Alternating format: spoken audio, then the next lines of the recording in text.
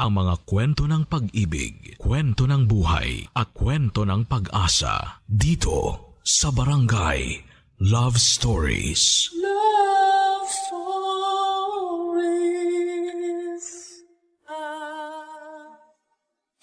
Kasal ang isa sa mga pinakamasayang parte sa buhay ng dalawang taong nagmamahalan.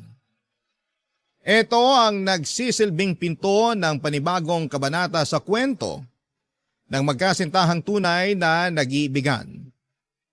Ikaw kabarangay, anong bagay ang gustong mangyari sa iyong kasal? Dear Papa Dudut, sa mundong mapanghusga ay hindi na talaga may iwasang pagtaasan ng kilay ng mga tao ang dalawang nagmamahalan na mayroong malaking age gap. Ganyan ang sinapit ko noong napamahal ako sa isang binatang 10 taon ang agwat mula sa akin. 35 years old na ako ngayon samantalang 25 years old naman ang boyfriend ko. Tawagin na lamang akong Marie samantalang Hari na lang ang itawag ninyo sa boyfriend ko. Isa po akong masahista sa Morato na mayroong madilim na nakaraan. Lumaki ako sa isang pamilyang walang magulang. Tanging ang lola ko lang ang nag-alaga sa aming magkakapatid noong kami musmus pa lamang. Aminado naman po ako noong kabataan ko ay talagang walang direksyon ang buhay ko. Dahil walang magulang na gumabay sa akin. Napunta ako sa mga maling tao. Nagkaroon ako ng mga kaibigang walang ibang ginawa kung hindi ang sirain ang buhay nila. Hindi po ako nakapagtapos ng pag-aaral dahil mas pinili ko ang barkada ko noon kesa sa edukasyon. Dahil sa barkada ay natuto akong magbisyo. Nalulong ako sa ipinagbabawal na gamot at ilang beses na rin po akong hinuli ng mga pulis dahil sa panggugulo. Pero nagbago ang lahat noong namatay ang lola ko. Naiwan sa akin ang responsibilidad na alagaan ang mga nakababata ko pang kapatid. Sa edad na 22 ay naging taga-silbi ako sa karinderya. Naging waitress ako sa bar, naging kasambahay at naranasan ko ring maging ticket seller sa isang terminal ng bus. Lahat ng iyon ay ginawa ko para sa mga kapatid ko. Hanggang sa isang kaibigan ang nagpasok sa akin sa isang massage parlor. Inaral kong maging massage therapist. At simula noon ay doon na po ako nagtrabaho hanggang sa kasalukuyan. Doon ko na rin po nakilala si Harry.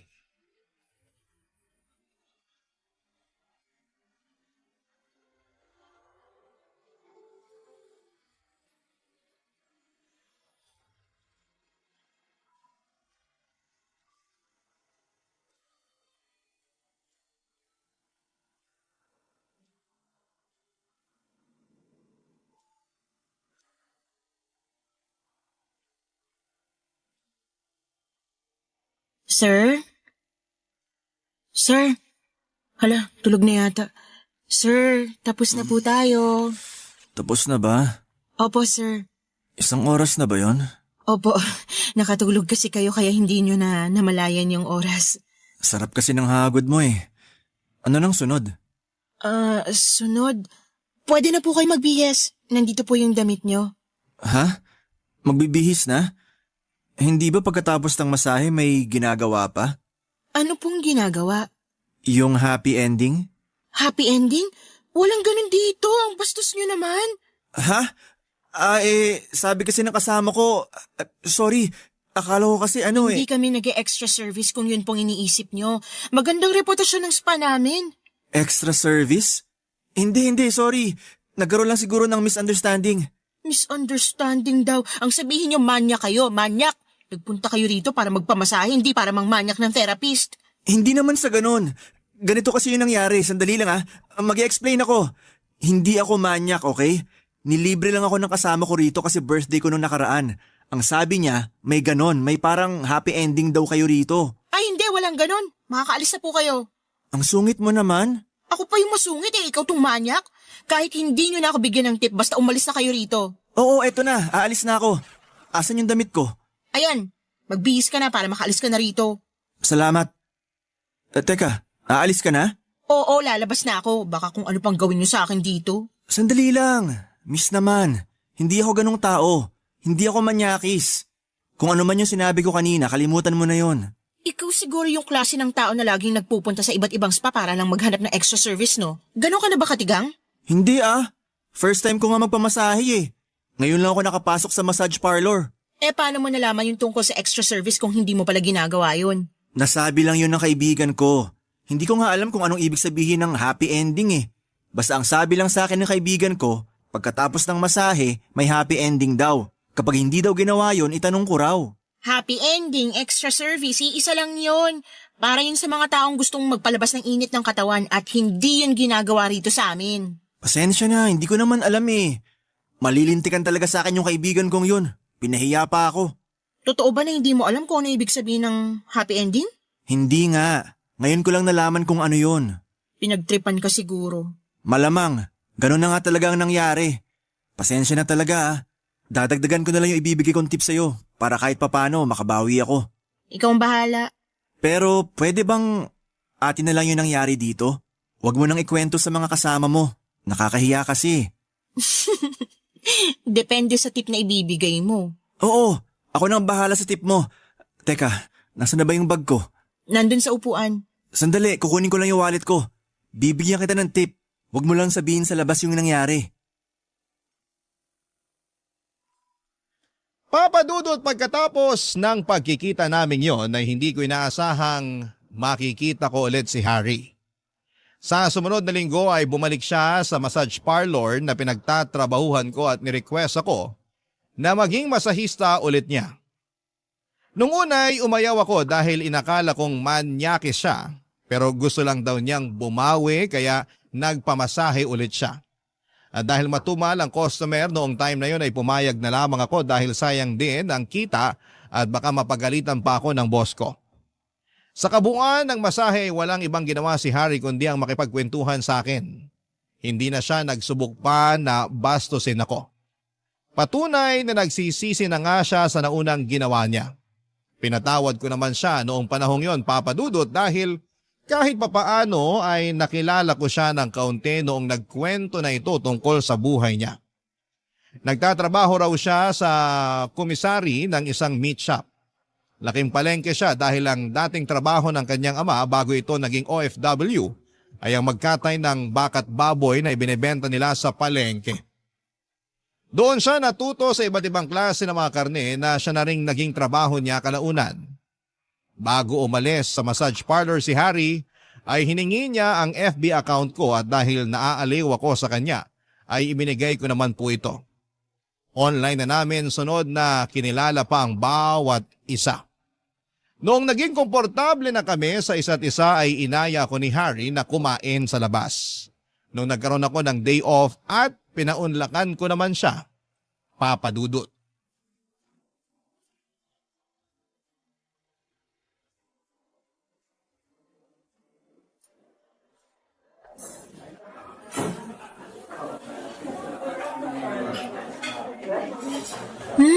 Parang first time ko lang yatang makatikim ng pagkain sa lugar na to ah. Talaga ba? Oo, karaniwan kapag kumakain ako rito sa mall, yung mga kilalang fast food na yung pinupuntahan ko. Mabuti na lang pala dito tayo napunta. At least may matitikman kang bago. Wala naman tayong choice eh. Nagpunta tayo rito kung kailan maraming tao sa mall. Punuan tuloy yung mga kainan. Maiba tayo. Ilang taon ka na palang masahista? Nasa 7 taon na rin siguro. Matagal na rin pala. Yun talagang inaral mo? Hindi. Hindi ako nakapagtapos sa college. Bakit naman? Mahabang kwento. Sabihin na lang natin na suwail ako nung kabataan ko kaya hindi naging magandang takbo ng buhay ko nun. Pero ngayon? Syempre hindi na. Nagbago na ako simula nung namatay yung lola ko. No choice naman ako eh. Ako yung pinakamatanda sa aming magkakapatid kaya ako yung naghanap buhay.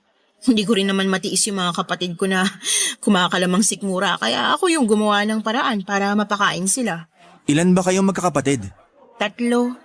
Wala rin silang tinapos pero may kanya-kanyang trabaho at buhay na yung mga yun ngayon. Paano ka naman napasok sa pagiging masahista? May kaibigan akong tumulong sa akin. Nag-training ako tapos nung nakapasa, kinuha nila akong massage therapist. Ganun pala. Ikaw naman, anong kwento ng buhay mo? Ako naman yung tatay ko, OFW sa Saudi. Tapos yung nanay ko naman, tindera. May isa akong kapatid. Katulad mo, parang ako na rin yung naging father figure sa kapatid kong yon. Kasi simula nung pinanganak siya, hindi na niya naranasang magkaroon ng ama sa tabi niya. Gawa nga na nasa abroad ang tatay namin. Siguro sobrang close nyo ng magkapatid kasi dadalawa lang kayo eh.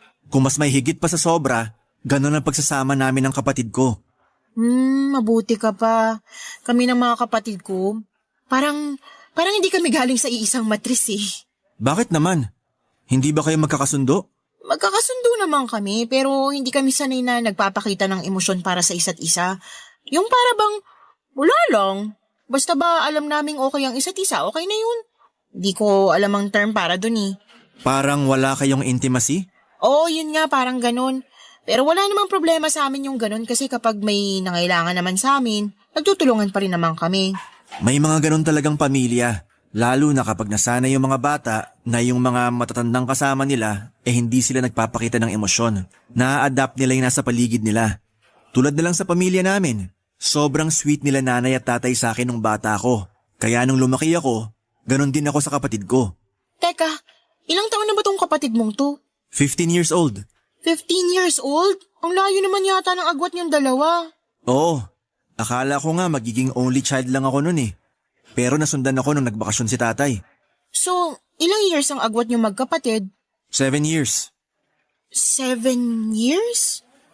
Ibig sabihin 22 ka pa lang? Oo, 15 yung kapatid ko, tapos 22 naman ako. Bakit? Sandali lang. Totoy ka pa pala eh. 22? Hindi halata ah. Kung makatotoy naman, Kumpara sa edad ko, totoy ka talaga. ilang taon ka na ba? 32. 10 years ang agwat nating dalawa. Hindi pwede yun. Baka mamaya sabihan pa ako na tirador ako ng mga bagets. Wala namang problema sa akin yun eh. Wala nga sa'yo, pero sa mata ng mga tao, problema yun. Baka matawag pa akong pedophile. Hindi naman ako underage eh. Kahit na. Alam mo, pagkatapos nito, tapusin na natin to, okay? Ha? Bakit naman? Hindi tayo bagay sa isa't isa. Masyado akong matanda para sa'yo. Papa Dudut, sobrang na-turn off talaga ako kay Harry noong nalaman kong 22 years old pa lamang siya.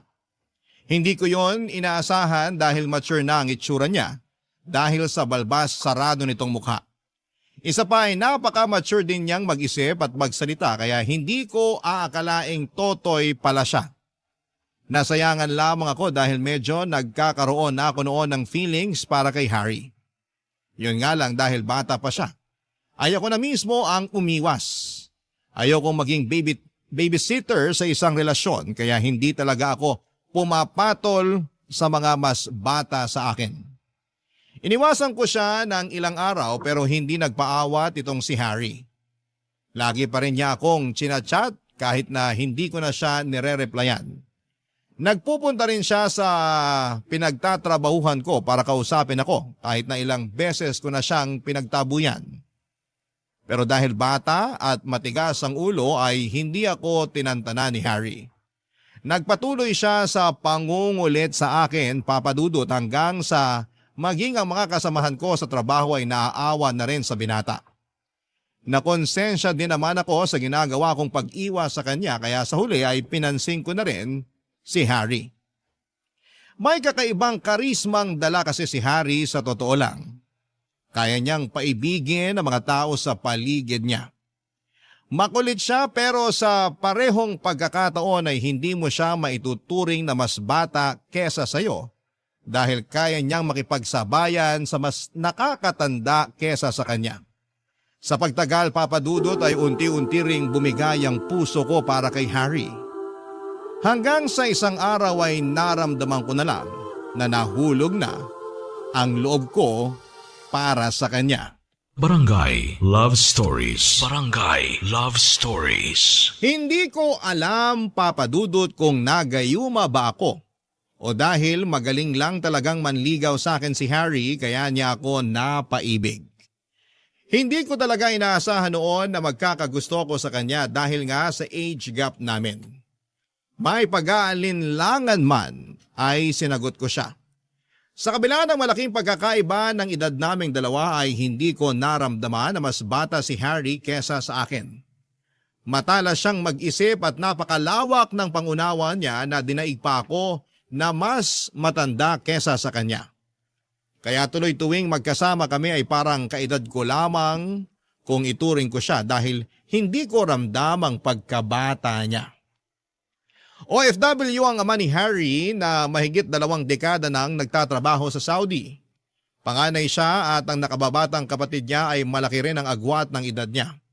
7 years ang pagitan nilang dalawa at matagal bago nasundan si Harry dahil nga nasa abroad ang tatay nito. Kahit na ganoon ay sobrang close ni Harry sa kapatid niyang si Sean.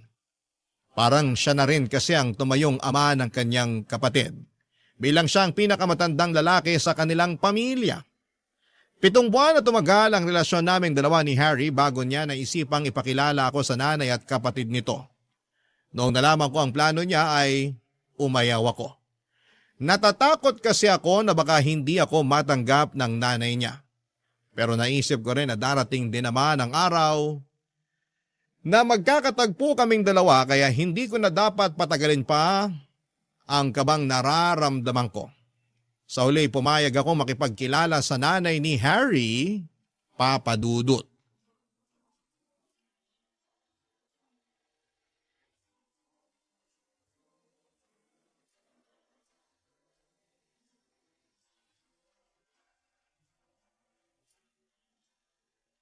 Nay, pasuyo naman ako. Pakiayos na po yung lamesa. Malapit nang matapos tong niluluto ko. Oo, heto na. Inihanda ko na. Sino ba kasi itong bisita mo at talagang naghanda ka pa ng makakain? Basta, importante po tong tao na to para sa akin. Girlfriend mo ba yung darating? Nakita ko kasi nung nakaraan may ka-video call kang babae eh. Basta po, makikilala nyo na siya mamaya. Mukhang importante para sa itong bisita mo ah. Talagang ikaw pa ang nagluto para sa pananghalian ngayong araw. Oh, nandyan na yata siya. Sandali, papapasukin ko lang siya. Ikaw muna rito, Nay. O sige, ako na dyan. Salamat. Talaga tong batang to, oo. Ay, ang bilis talaga ng panahon. Nagbibinata na ang mga anak ko. Halika na. Sana lang talaga Dito tayo. mapunta sila sa Nandito tamang sa tao kusina si Nanay. para hindi na sumakit ang ulo ko. Oh, hello! Magandang tanghali po. Magandang tanghali rin sa'yo, Iha. Ito pala si Nanay. Nay, siya po si Maris. Siya po yung girlfriend ko. Sa wakas naman, nakilala na rin kita. Hari, pakicheck nga to kung luto na. Mukhang pwede na yatang hanguin. Pwede na po yan. Ako na po dyan para maihanda ko na yung pagkain. O sige, Iha, maupo ka muna. Salamat po. Sayang, si Sean wala ngayon. Di mo na siya naabutan. Saan ba siya nagpunta? Nandun yon sa kaklase niya. Gagawa yata sila ng project. Hindi ko alam, nagmamadali eh. Hindi na tuloy nakapananghalian. Ay, ganun po ba? Sayang naman. Hayaan mo, ipapakilala ka namin sa kanya sa susunod na dalaw mo rito. Taga saan ka pala? Mukhang malayo pa ang pinanggalingan mo ah. Sa Novaliches lang po ako. Talaga? May kumari ako dun eh. Pero sa Bagbag siya nakatira. Sa Tandang Sora naman po ako. Mabuti naman na isipan ka ng ipakilala nitong anak ko sa akin. Nagulat nga rin po ako eh. Bigla-bigla na lang siyang nakapag-isip ng ganito. Saan naman kayo nagkakilala? Mamaya na yung interview. Eto, kumain na muna tayo habang mainit pa to. Sa parlor po kami nagkakilala. Nakakatuwa nga yung araw na yun eh kasi nagpamasa. Nagpamasa yung kaibigan ko. Sinamahan ko siya tapos nakita ko si Maris doon. Kinuha ko FB niya tapos niligawan ko siya. Sinagot naman niya ako.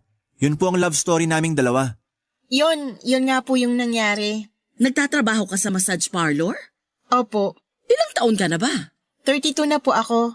32 ka na. Opo, malapit na nga po ako mag-33 eh. Hindi halata, no? Parang nasa 25 lang. 22 lang tong anak ko ah. Hindi ba parang masyado namang malayo ang agwat ninyong dalawa? Nay, wala naman yan sa edad eh. Hindi requirement ang edad sa pag-ibig. Pero hindi ba mas magandang maghanap ka ng babae na mas malapit sa edad mo? 10 taon ang tanda ng girlfriend mo sa'yo oh. Pasensya ka na, Iha, pero nagulat lang ako. Okay lang po. O bakit naman si Harry ang nagustuhan mo? Nagkakaubusan na ba ng lalaking nasa 30 ang edad kaya naghanap ka ng mas bata? Nay, ano namang klaseng tanong yan? Nagtatanong lang ako. Gusto kong malaman kung bakit siya nagkagusto sa mas bata sa kanya ng 10 taon. Yun ba talaga ang trip mo, Iha? Kahit wag mo nang sagutin yon, Maris. Nay, medyo nakakabastos naman yung tanong nyo. Wala namang masama sa tanong ko Nagtatanong lang naman ako. Parang may gusto kasi kayong palabasin eh. Nagtatanong lang yung tao, ako pa yung masama. Kumain na nga tayo para matapos na to. Masakit para sa akin, Papa Dudut, na hindi ako tanggap ng nanay ni Harry para sa anak niya. Pero inaasahan ko na rin yon, Papa Dudut. Alam kong hindi normal para sa iba na makakita ng 2 taong nagmamahalan na malayong agwat ng kanilang edad, lalo na kung yung babae ang mas matanda. Pero kahit na ganoon man ang naging reaksyon sa akin ng kanyang ina, ay hindi nagpaapekto si Harry. Nagpatuloy pa rin ang relasyon naming dalawa. Hindi naging issue sa amin kahit na ayaw sa akin ang nanay niya dahil ayon kay Harry ay nasa 8 gulang na siya at karapatan niyang pumili ng taong mamahalin niya. Isa pa ay wala na raw magagawa pa ang nanay nila tungkol doon. Dahil hindi naman daw mahilig makialam ang nanay niya sa mga personal nilang desisyon. Ang mahalaga ay naipakilala na raw niya ako sa pamilya niya. Hindi ko inaasahan na tatagal ang relasyon namin ni Harry at hindi ko rin kasi ini-expect na mas lalo pa akong mapapamahal sa kanya sa mga susunod pang buwan ng pagsasama namin. Hindi ko naman ikakaila na minsan ay nagkakaroon kami ng tampuhan ni Harry. Normal lang din naman siguro yon sa mga magkasintahan. May mga araw na nagkakaroon kami ng pagtatalo lalo na pagdating sa oras. At may pagkakataon din na nagkakaroon ng silusan sa pagitan namin. Pero ang mga problemang yon na dumarating sa buhay namin ang mas nagpapatatag pa sa relasyon naming dalawa. Sa sobrang bilis ng mga oras ay hindi ko namamalayang 3 taon na pala ang dumaan. Simula nung naging kami ni Harry at noong mga panahong yon ay patuloy pa rin ang pag-usbong ng pagsasama namin. Pero ang nakakalungkot, kahit na 3 taon na kaming magkasama ni Harry ay hindi pa rin nagbago ang pagtingin sa akin ng nanay nito. Hindi pa rin siya pabor na ako ang girlfriend ni Harry kahit na sa tingin ko ay napatunayan ko naman ang pagmamahal ko sa anak niya. Araw-araw ko noon nahiling na sana'y magustuhan ako ng nanay ni Harry, lalo na noong isang balitang inihag nito sa kanyang buong pamilya, Papa Dudut.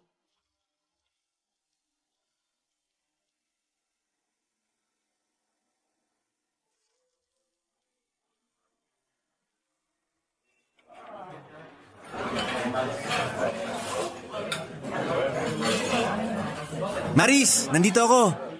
Hala, ikaw pala yung nakaupo rito. Hindi kita namukhaan Nag-iba itsura ko, no? Umupo ka na. Salamat. Ano, bagay ba sa akin tong bagong hairstyle ko? Oo, mas gumwapo ka. Mukha ka tuloy sundalo. Bakit mo naman naisipang magpagupit ng ganyan? Kasi special tong araw na to para sa akin. Special? Bakit naman? Mamaya ko na sasabihin kapag kompleto na tayo. May inaantay ka pa? Sino pa bang makakasama natin ngayong gabi? Inimbitahan ko rin si Nanay at Sean. Talaga? Ano ba kasing meron ngayon? Bakit mo kami dinala rito? Mukhang mahal pa naman ang pagkain dito sa restaurant na to. Sakto lang naman. Swak naman sa budget. Nag-order na pala ako ng pagkain natin para maihanda na nila ng mas maaga. Napaisip tuloy ako kung anong meron ngayon. Hindi naman natin anniversary. Wala namang may birthday sa atin, hindi rin birthday ng nanay mo. Basta. Sabihin mo na. Naku-curious na ako eh. Mamaya na kapag nandito na sina. Oh, nandyan na pala sila oh. Nay, nandito kami. Ang gara naman pala ng lugar na to, anak. Hindi mo sinabi. Di sana nagsuot ako ng mas magandang damit. Sabi ko naman sa inyo kanina na ayaw niyo maniwala. Yan tuloy. Maupo na po kayo.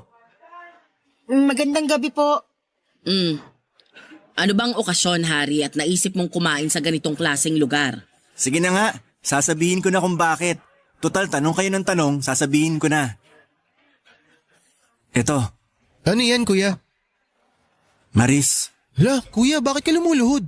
Alam mo kung gaano kita kamahal. Sa ilang taong pagsasama natin, napatunayan ko sa sarili ko na ikaw na talaga yung babaeng mamahalin ko hanggang sa pagtanda ko. Hari! Kaya kung pagbibigyan mo ko, gusto sana kitang pakasalan. Will you marry me? Oo, syempre oo, pakakasalan kita, Hari. Magpapakasal na kayo?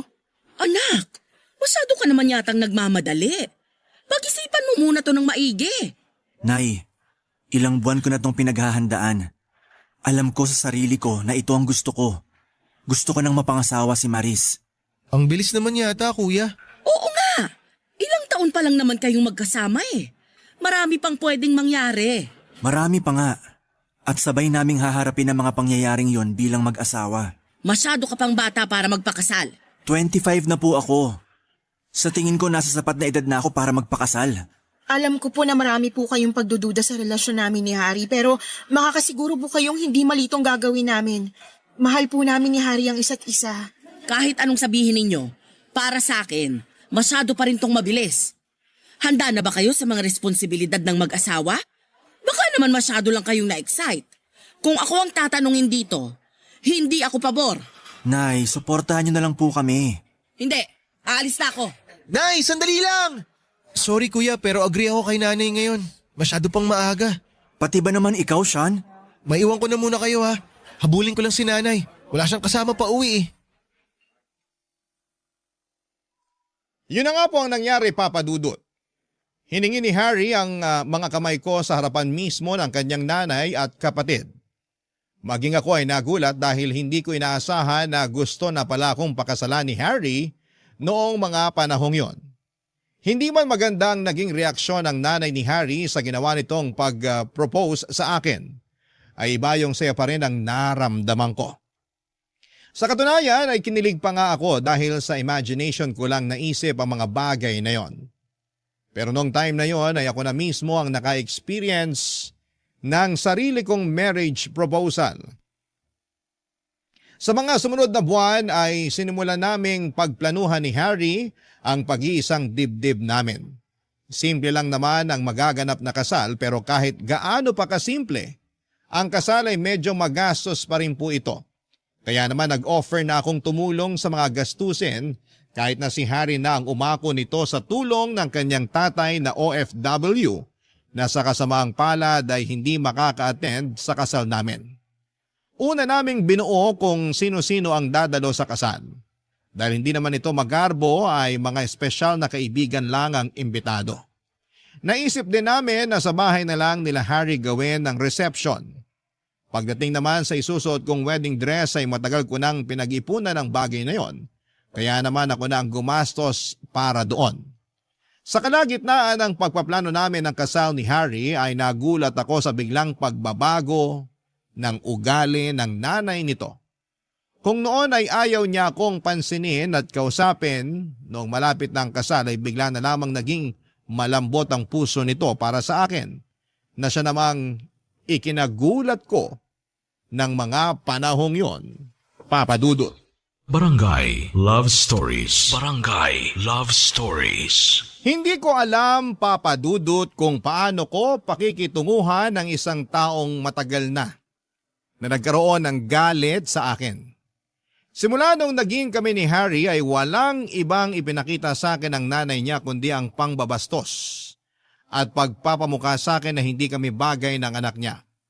Para bang milagro na isang umaga ay bigla na lamang siyang bumait at tinanggap ako bilang magiging manugang niya.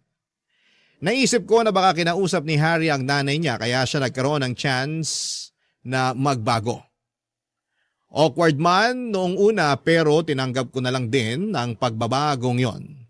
Pinalampas ko na lamang ang mga kasalanang ginawa niya sa nagdaang mga taon kahit na hindi siya humingi ng sorry sa akin. Hindi nga naglaon ay unti-unti rin kaming naging close ng nanay ni Harry. Nakakatuwa dahil napakarami niyang input sa kasal namin. Dahil sa kanya ay marami kaming natipid na gastusin para sa kasal. Habang papalapit na noon ang araw ng kasal namin ni Harry ay bigla namang nagkasunod-sunod ang mga problemang dumating sa amin. Una ay biglang umayaw ang nakausap namin na sana'y magluluto para sa reception. Ayon sa kanya ay meron daw emergency sa bahay nila. Sumunod naman ay ang invitation card na inedit ng kapatid ni Harry na si Sean. Kung kailan ipapaprint na namin ito ay biglang na-delete ang kopya nito at hindi na ma-recover pa kaya kinailangan niyang gawin ulit ito. Pakiramdam ko noon ay mayroong nananabutahe sa amin at isang tao lang ang pumasok sa isip ko noon. Walang iba kundi ang nanay ni Harry na dati nang hindi pabor sa pagsasama namin ng anak niya. Kinausap ko si Harry tungkol doon pero hindi siya naniniwala na magagawa yon ng nanay niya. Pero napatunayan kong may nananabutahe nga sa aming dalawa nung dumating ang wedding invitation na pinaprint namin. Napansin ko na mali ang date na nakasaad doon. Nagsimulang mag-init ang ulo ko at kinompronta ko ang nanay ni Harry dahil sa mga nangyari.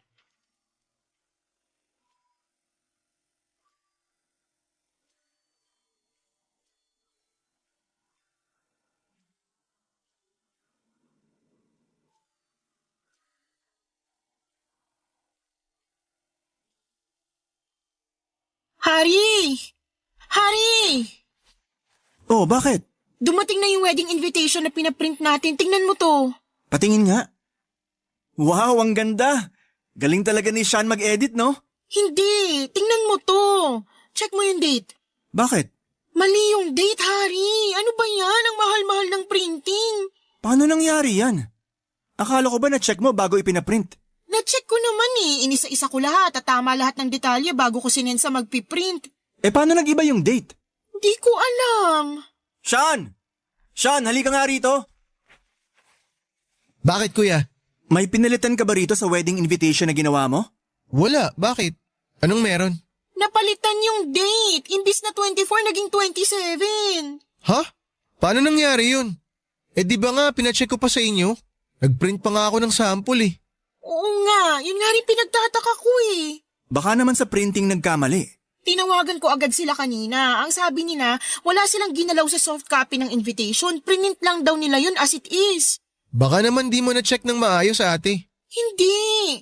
Alam kong tama lahat ng detalye doon bago na isend sa printing press. Kung hindi nila ginalaw yung invitation bago i-print, ibig sabihin, dito yun ginalaw.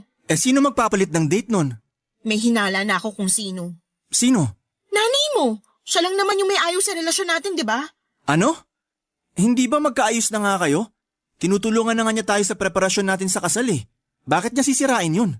Ate, hindi magandang manisi ng ibang tao lalo na kung wala ka namang pruweba. Ano to? Tong invitation na to? Hindi pa ba to pruweba? Hindi ako, hindi si Harry, hindi ikaw. So sino pa bang pwedeng gumawa nito? Sandali lang tatawagin ko si nanay para matapos na to. Maiwan ko muna kayo. Ayoko tong ginagawa mo na pinagbibintangan mo si nanay. Sino pa bang ibang gagawa nito kundi siya lang din naman? Nag-usap na kaming dalawa. Ginagawa naman niya yung makakaya niya para tanggapin tayo. Nangako siya sa akin na susuportahan niya ako sa plano kong bumuo ng pamilya kasama ka.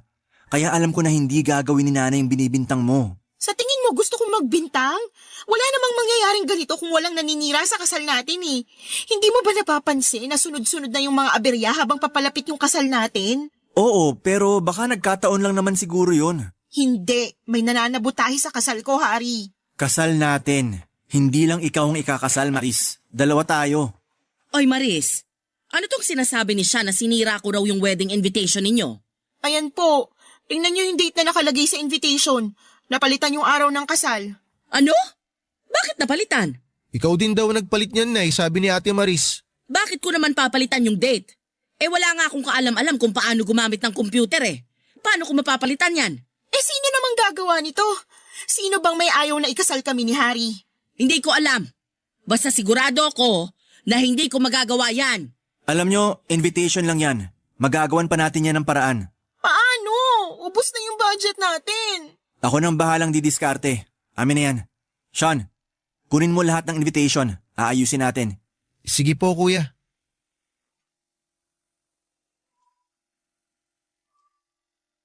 Simula noon ay nag-decide kami ni Harry na huwag nang makialam ang nanay nito sa preparasyon ng kasal namin.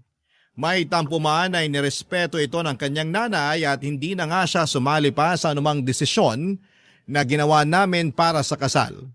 Simula noon ay ako na ang tumitingin sa lahat ng ginawang preparasyon para masiguradong wala ng aberya na dumating.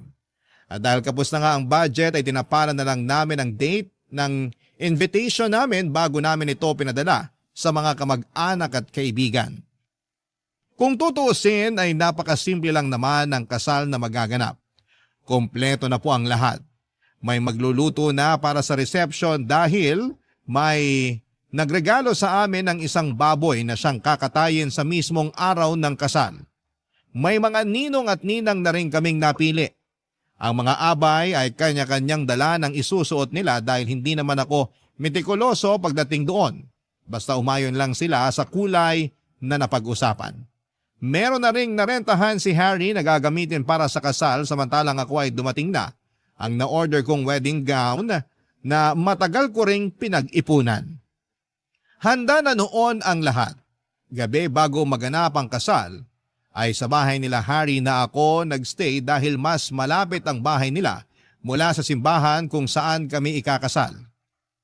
Pero pagising ko kinaumagahan, ilang oras bago ang kasal ay nanlumo ako. Noong nakita ko ang wedding dress ko, na sira-sira na, Papa Dudut.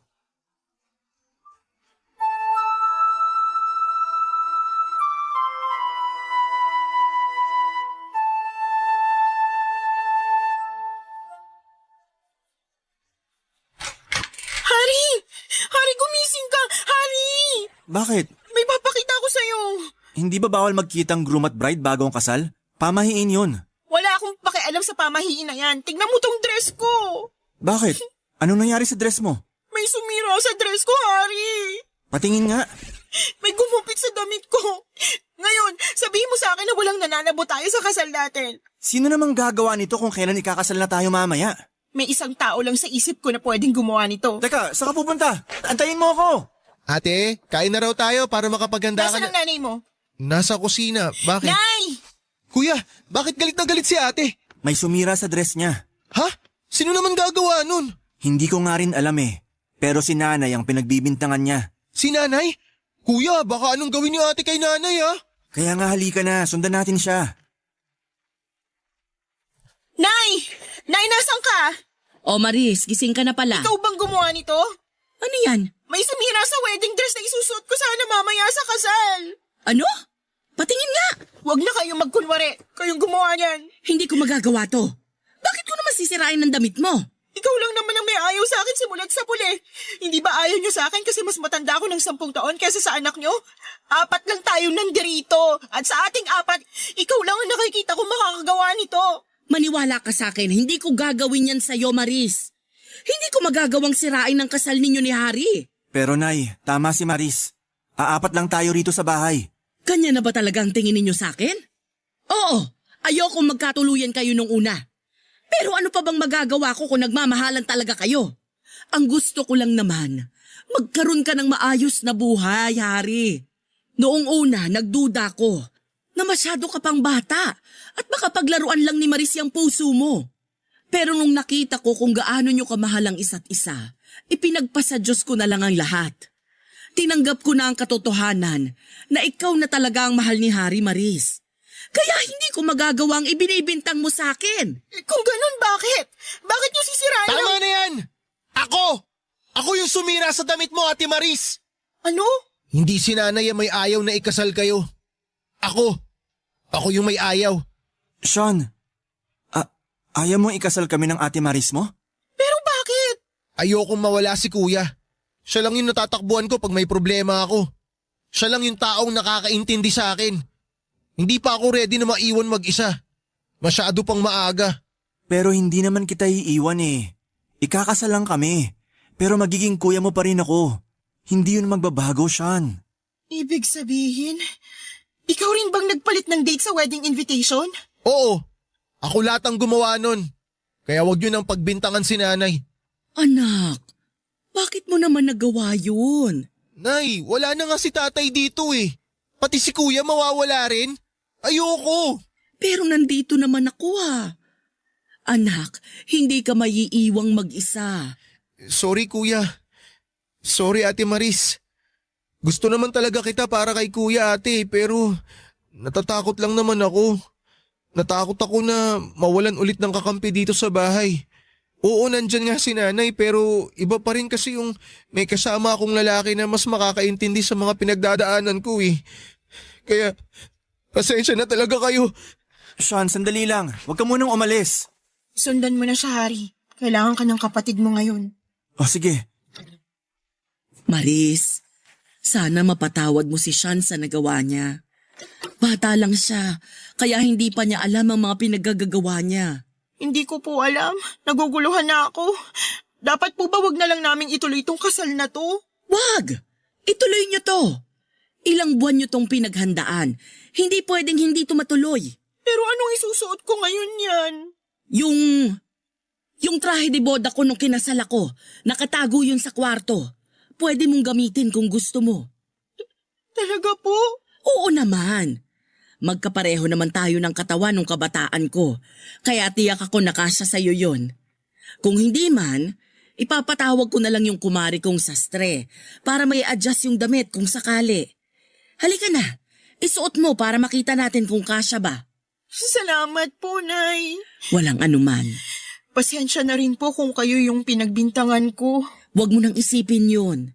May mas malaki pa tayong problema dyan na kailangang ayusin bago ang kasal ninyo. Halika na, samahan mo ako sa kwarto. Maayos naman naming naidaos ang kasal, Papa Dudut. Medyo lumaman ang trahe de boda ng nanay ni Harry na ginamit ko noong kasal ay masaya pa rin ako na naging successful ang pag-iisang dibdib namin. Sa katunayan ay mas naging meaningful pa nga ito dahil ibig sabihin lang noon ay talagang tanggap na nga ako ng biyenan ko bilang parte ng kanilang pamilya sa pamamagitan ng pagpapahiram niya sa akin ng kanyang wedding dress. Patuloy noon ang paghingi ng tawad ni Sean sa amin dahil sa ginawa niya. Ganon din na humingi rin ako ng kapatawaran sa nanay ni Harry dahil pinagdudahan ko ang kabutihang loob na ibinigay niya sa amin. Pinagsisihan ko rin na siya ang sinisisi ko na nanabutahe sa kasal namin. Nagkapatawaran kaming lahat at sa mga sumunod na buwan ay naging maayos na ang relasyon ko sa pamilya ni Harry. Nangako rin naman si Harry kay Sean na kahit bubukod na kami para makabuo ng sariling pamilya ay hindi naman niya tuluyang tatalikuran ng kapatid niya. Patuloy pa rin niya itong sosuportahan kahit na hindi na sila nakatira sa iisang bahay. Papadudod sa ngayon ay may isa na kaming anak ni Harry at mukhang masusundan na ulit ito ng pangalawa. Ang tanging hangad na lang naming mag-asawa ay maging payapa ang pamilya namin sa mga susunod pang taon. Ito po ang kwento ko at sana po ay nagustuhan ninyo ang ibinahagi ko sa inyo, ang inyong forever kapuso at kabarangay Maris. Barangay Love Stories. Barangay Love Stories. Nakakaantig naman talaga ang ating kwento. Ikaw ba, kabarangay? Nakarelate ka ba sa story natin ngayon? Kwentuhan naman tayo dito sa comment section. Nagustuhan ng iyong napakinggan? Ituloy yan via live stream sa www.gmanetwork.com/radio. Barangay LS In Mega Manila, 97.1. Forever.